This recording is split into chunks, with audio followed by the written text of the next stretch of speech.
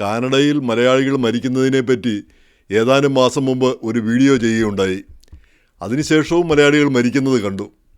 അപ്പോൾ അതിനൊന്നും വലിയ ഒരു വാർത്താ പ്രാധാന്യം കിട്ടിയില്ല. ആളുകൾ ഈ മരണങ്ങളെ ഒന്ന് കൂട്ടിഘടിപ്പിക്കുന്നതായിട്ട് കണ്ടുമില്ല. ഒരുപക്ഷെ എനിക്ക് മാത്രമായിരിക്കാം ഇങ്ങനെ തോന്നുന്നത്.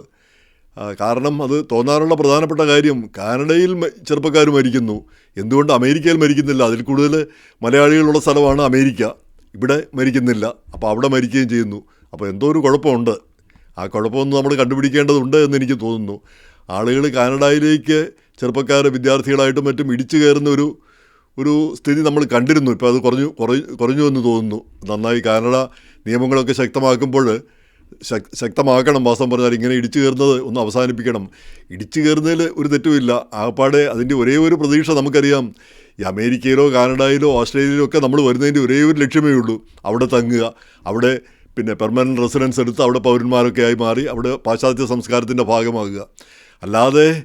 അല്ലാതെ പഠിക്കാൻ വേണ്ടിയിട്ട് വരുന്നവർ എത്ര പേരുണ്ട്? അമേരിക്കയിലോ കാനഡയിലോ അല്ലെ ഓസ്ട്രേലിയയിലോ ഒക്കെ പഠിക്കാൻ വേണ്ടി വരുന്നവർ എത്ര പേരുണ്ട്? ഒരു 5% പോലും ഉണ്ടാവില്ല. ഇവിടെ പഠിച്ചിട്ട് തിരിച്ചു പോകുക എന്നുള്ളൊരു ലക്ഷ്യത്തോടെ വരുന്നത്. അപ്പോൾ ഇവിടെ തങ്ങുക എന്നുള്ളതാണ് ലക്ഷ്യം. ഇവിടെ ജോലി കിട്ടുക, ഇവിടെ തങ്ങുക, ഇതാണ് ലക്ഷ്യം. അല്ലാതെ പഠിച്ച് തിരിച്ച് പോയിട്ട് അവിടെ കാര്യമായിട്ട് എന്തെങ്കിലും ചെയ്യണം എന്ന് വിചാരിച്ച് വരുന്നവർ വളരെ ചുരുക്കം പേരേ ഉള്ളൂ. കാരണം ഇവിടെ പഠിക്കുന്നത് തന്നെയാണ് അവിടെയും പഠിപ്പിക്കുന്നത്, ഇന്ത്യയിൽ പഠിപ്പിക്കുന്നത്. ഇവിടെ ഏതാണ്ട് വിശേഷമായിട്ട് പഠിപ്പിക്കുന്നുവെന്ന് എനിക്ക് തോന്നിയിട്ട് പോലുമില്ല. ഇവിടെ ചില യൂണിവേഴ്സിറ്റികളൊക്കെ ഈ ഏറ്റവും വലിയ സാങ്കേതികമായ കാര്യങ്ങളിൽ ചില യൂണിവേഴ്സിറ്റികളിലൊക്കെ വലിയ സംവിധാനങ്ങളുണ്ട്. അത് മറ്റുള്ളതും കണ്ടുവന്നു വരില്ല. പക്ഷേ അല്ലാത്ത കാര്യങ്ങളെല്ലാം ഇന്ത്യയിലും അമേരിക്കയിലും കാനഡയിലും ഒക്കെ ഒരേ കാര്യം തന്നെ, വലിയ വ്യത്യാസങ്ങളൊന്നുമില്ല. ആ ഒരു സ്ഥാപനത്തിൻ്റെ ഒരു പ്രാധാന്യമല്ലാതെ മറ്റൊരു വ്യത്യാസവുമില്ല. അതാണ് എനിക്ക് തോന്നിയിട്ടുള്ളത്. അപ്പോൾ അങ്ങനെയുള്ള സാഹചര്യത്തിൽ എന്തുകൊണ്ടാണ് ഈ കാനഡയിൽ വരുന്ന കുട്ടികൾ കാനഡയിൽ കൂടുതൽ പേര് മരിക്കുന്നത്? അമേരിക്കയിൽ മരിക്കാതെ കാനഡയിൽ മരിക്കുന്നു. എന്തുകൊണ്ട്? അപ്പോൾ അതിൻ്റെ പ്രധാനമായിട്ടുള്ളൊരു കാര്യം ഞാൻ വിചാരിക്കുന്നത്, കാനഡ നമ്മൾ വിചാരിക്കുന്ന പോലെ വലിയൊരു രാജ്യമാണ്. പക്ഷേ അതൊരു ചെറിയ ജനസംഖ്യയുള്ളൊരു രാജ്യമാണ്. ഏതാണ്ട് 3 കോടി ജനങ്ങളാണ് അവിടെ ഉള്ളത്. അതായത് കേരളത്തേക്കാൾ കുറഞ്ഞ ജനസംഖ്യ.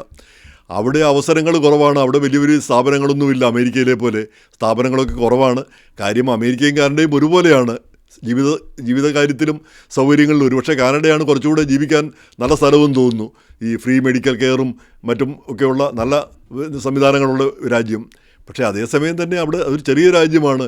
ഇവിടുത്തെ പോലെ വലിയ വ്യവസായങ്ങളോ വലിയ സംവിധാനങ്ങളോ ഒന്നും അവിടെയില്ല. ഇപ്പോൾ ഈ പഠിക്കാൻ വരുന്ന പിള്ളേർ പലരും എന്തെങ്കിലും പാർട്ട് ടൈം ജോലി ചെയ്യണമെന്നൊക്കെ കരുതിയാണ് വരുന്നത്. ഇവിടെ വരുമ്പോഴെന്താ, കാനഡയിൽ വരുമ്പോൾ എന്ത് ജോലിയാണുള്ളത്?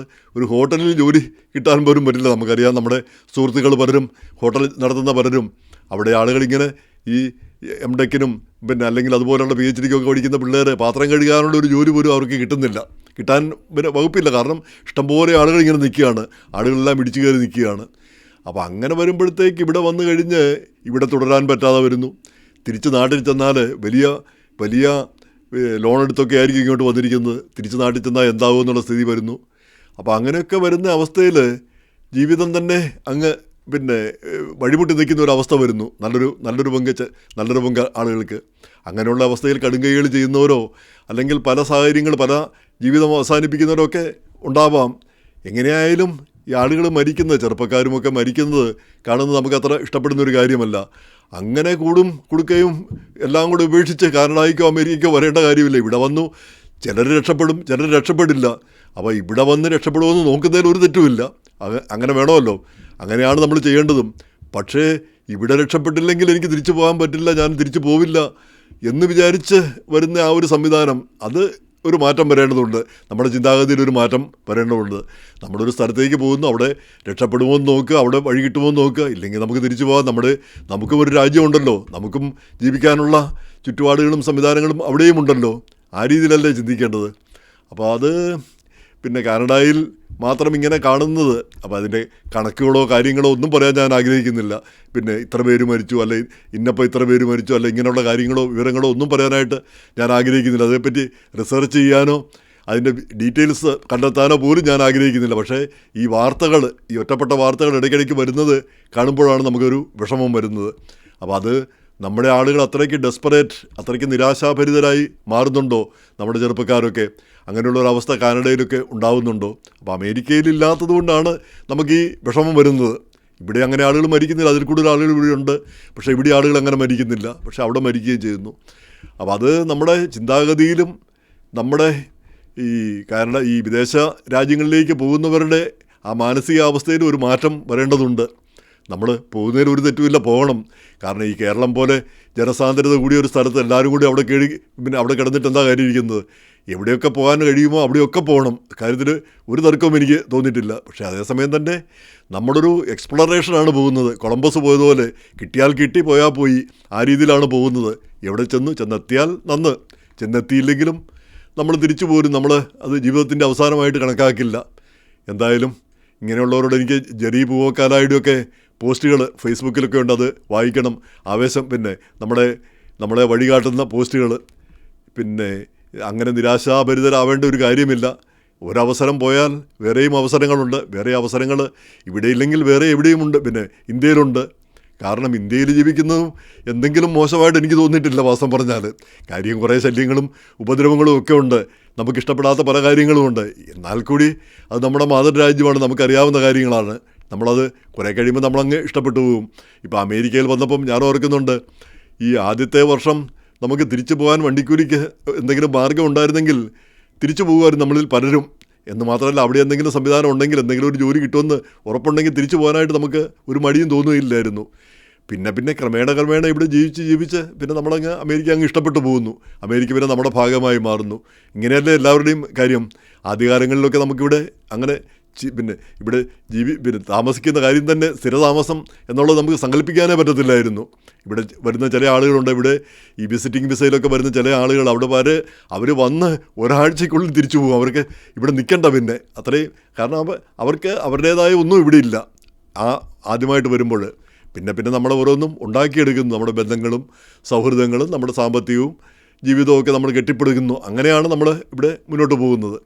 അപ്പോൾ ഈ അവസരങ്ങൾ അത് ഇവിടെ ഇല്ലെങ്കിൽ ഇന്ത്യയിലുണ്ട്, അല്ലെങ്കിൽ വേറെ എവിടെയെങ്കിലുമുണ്ട് എന്ന് ചിന്തിക്കേണ്ടതുണ്ട്. അപ്പം വിദേശത്തെ ജീവിക്കൂ. വിദേശത്ത് ജീവിച്ചില്ലെങ്കിൽ ഞങ്ങൾ ജീവിതം അങ്ങ് മതിയാക്കും എന്നുള്ള ആ ഒരു ചിന്താഗതി എന്തായാലും നന്നല്ല. പിന്നെ യുവതലമുറ ചിന്തിക്കേണ്ട ഒരു കാര്യമാണ്. അങ്ങനെ പിന്നെ അതിൻ്റെ ഒരു ആവശ്യമില്ല. അത് ഖേദകരമായൊരു കാര്യവുമാണ് എന്ന് പറയുന്ന പോലെ. എന്ന് മാത്രമല്ല, ഈ കാനഡയൊക്കെ ഈ വലിയ ഓപ്പർച്യൂണിറ്റികളും വലിയ അവസരങ്ങളുമുള്ള രാജ്യമൊന്നും അല്ല താനും. കാരണം അവിടെ പിന്നെ ചെറിയ രാജ്യം, ചെറിയ സംവിധാനങ്ങൾ അതൊക്കെയാണ് അവിടെ ഉള്ളത്. അപ്പോൾ അത് മനസ്സിലാക്കാനായിട്ട് നമുക്ക് കഴിയണം. ഇവിടെ പഠിക്കാൻ വരുന്നവർ പഠിക്കുക, പഠിച്ചിട്ട് തിരിച്ചു പോവുക. പിന്നെ ചിലർക്കൊക്കെ ഇവിടെ അവസരം കിട്ടും, ആ അവസരം ഉപയോഗിക്കുക. എല്ലാവർക്കും അത് കിട്ടിയെന്ന് വരില്ല. അപ്പോൾ അത് ചിന്തിക്കേണ്ട ഒരു സമയമായി. പ്രത്യേകിച്ച് ഇപ്പോഴത്തെ സാഹചര്യത്തിൽ ഇമ്മിഗ്രൻസിനെതിരെ എല്ലാ രാജ്യങ്ങളിലും പ്രശ്നങ്ങളാണ്. എല്ലാ രാജ്യങ്ങളിലും ഇമ്മിഗ്രൻസിനെ പിന്നെ എതിർക്കുന്ന ഒരു സ്ഥിതിയാണ്. H1 വിസയും മറ്റും അതൊക്കെ വലിയ തട്ടിപ്പാണെന്നാണ് ഇവിടെ ഒരു വിഭാഗം ആളുകൾ പറയുന്നത്. അങ്ങനെ വലിയ തട്ടിപ്പൊന്നുമല്ല. ഇവിടുത്തെ കമ്പനികൾ ആവശ്യപ്പെട്ടിട്ട് കൊണ്ടുവരുന്നതാണ്, അല്ലാതെ അവിടെ നിന്ന് ഇങ്ങോട്ട് കെട്ടിക്കയറി വരുന്നതല്ലല്ലോ. ഇവിടെ സർക്കാർ നിയമം ഉണ്ടാക്കി ആ നിയമത്തിനനുസരിച്ച് ഇവിടുത്തെ കമ്പനികൾ അത് മുതലെടുത്തു. അതാണ് സത്യം. അതിന് നമ്മുടെ ആളുകളെ ഉപയോഗിച്ചു. അപ്പോൾ അതിനെതിരെ നമ്മുടെ ആളുകളോട് ദേഷ്യപ്പെട്ടിട്ട് എന്താ കാര്യം ഇരിക്കുന്നത്? നമ്മുടെ ആളുകൾ വരുന്നു, അവർ ജോലി തരാമെന്ന് പറഞ്ഞു വരുന്നു, ആളുകൾ ഇവിടെ താമസിക്കുന്നു. അതിന് പകരം ഇവിടുത്തെ കമ്പനികൾക്കെതിരെയാണ് ഈ വർഗീയവാദികളൊക്കെ തിരിയേണ്ടത്. അതിന് പകരം ഇന്ത്യക്കാർക്കെതിരെ തിരിഞ്ഞിരിക്കുന്നൊരു സ്ഥിതി നമ്മൾ കാണുന്നുമുണ്ട്. എന്തായാലും ഇതൊരു വെറുതെ ഒരു അഭിപ്രായ പ്രകടനം മാത്രമല്ല, നമ്മുടെ ഒരു കൺസേൺ ആണ് ഈ വീഡിയോയിലൂടെ ഞാൻ പറയുന്നത്. അതൊരു ഖേദകരമായൊരു കാര്യം നമ്മൾ അറിഞ്ഞിരിക്കണം, മനസ്സിലാക്കിയിരിക്കണം എന്നതുകൊണ്ട് മാത്രം.